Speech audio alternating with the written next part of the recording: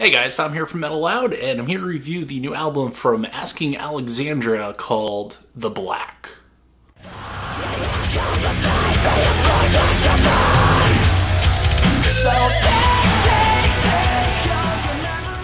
Chances are, if you listen to any kind of metal or metalcore, you've heard of the band Asking Alexandria. Well, love them or hate them, they're back with a brand new album called The Black. Now, this is the first album following the departure of their founding member and former frontman, Danny Worsnop, and the introduction of Dennis Stoff, their newest frontman. So, right off the bat, let me get into get this out of the way.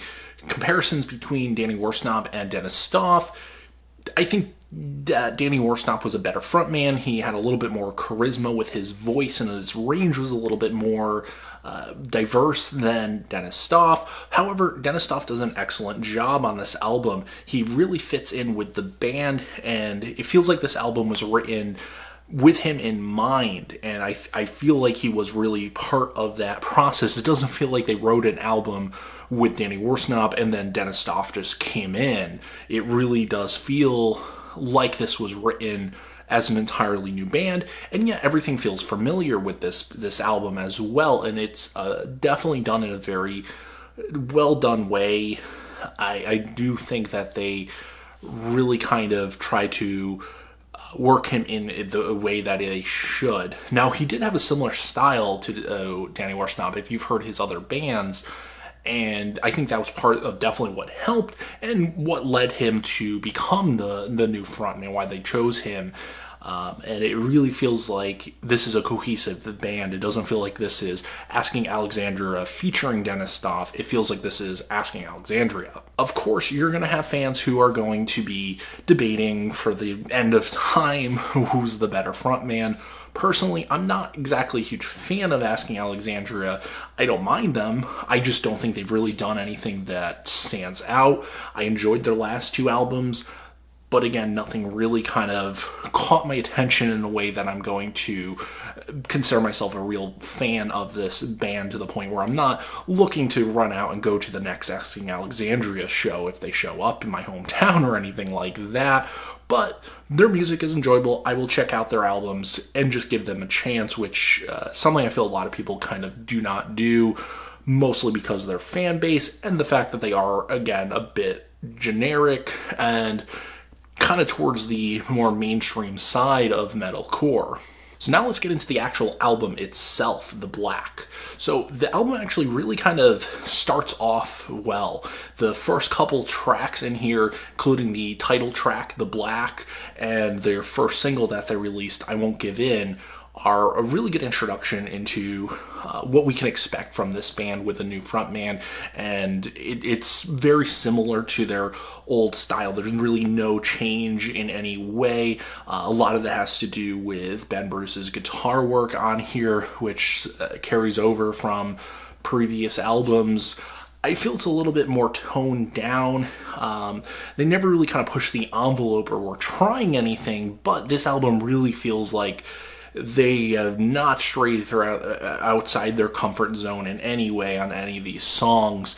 And it's good and bad for a lot of reasons. It's bad because it doesn't really stick out, doesn't stand out, and it really becomes forgettable. It's good because their comfort zone is where they excel, and they do what they do pretty well, I would say. The tracks on this album are kind of a mixed bag. Like I said, the first couple tracks, like Let It Sleep, are very, very dark and heavy, and I like that. The song I Won't Give In is a song that really could have gone wrong, could have become cheesy, could have just been this obvious single, generic, and ballady kind of track, and it doesn't. It actually holds up very well. Unfortunately, there are some songs on here that try that approach and don't do it so well. The song Send Me Home, for instance, it really feels like it was written to be a radio single, and it doesn't appeal in any way. Same thing with Here I Am. It's basically the same thing, kind of slows down a little bit, and I didn't really enjoy it as much as some of the other tracks. And I don't feel it's just because of my personal taste in music. I just think it's because of that. That's how they wrote the song. It just doesn't work at all, and especially when you're talking about there's nothing to make it kind of stand out in any way.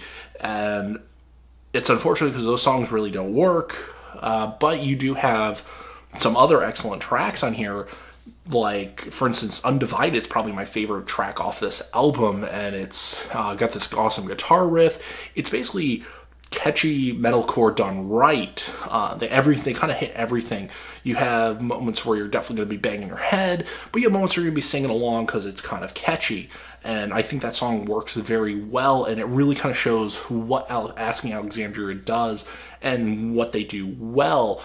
Same thing with the closing track on this, called Circled by Wolves, which again does mix that kind of catchiness and heaviness all together, and does it in a decent way. There's one track on here called A Slave to Rock and Roll, and it starts off really, really interesting. It really caught my attention. It starts off with this kind of almost dirty Southern style riff, something we'd almost expect out of like Every Time I Die or Norma Jean, and then it just really kind of falls apart and becomes just another generic metalcore song. And it's unfortunate because, like I said, they don't really do much to stand out. They've never done anything really before to stand out, and it's way, way amplified on this album that it really just feels like it's them just staying, again, within their comfort zone. And I felt like that track at the start of it really kind of felt like this could have gone somewhere, and this could have been something that at least pushed them to do something that is outside of what they normally would do. And unfortunately, it doesn't. It just ends up being the same as we've heard before and really kind of falls apart. The song The Lost Souls is kind of another example where it's kind of got this weird chorus, it's the whoa kind of chorus that we've all heard before. I don't like it. It's just unnecessary. It really feels lazy, but the rest of the song is actually pretty good and catchy and a little bit heavy, so that works. And really that kind of sums up my feelings on this album. It's a mixed bag, but in general it doesn't do anything to stand out. It really doesn't do anything that you're going to tell somebody else that they really need to listen to this album because it's different than what they've done before, that it's interesting. If you're into Asking Alexandria, if you're a fan of Asking Alexandria, you're probably going to like this album. It doesn't stray from what they've done in the past. As far as your feelings on the new frontman, that's up to you. I've given my personal opinion on it. But for people who are really kind of on the fence about this band, I wouldn't start with this album if you've never listened to them before, but this is still a decent album, and I would suggest checking it out.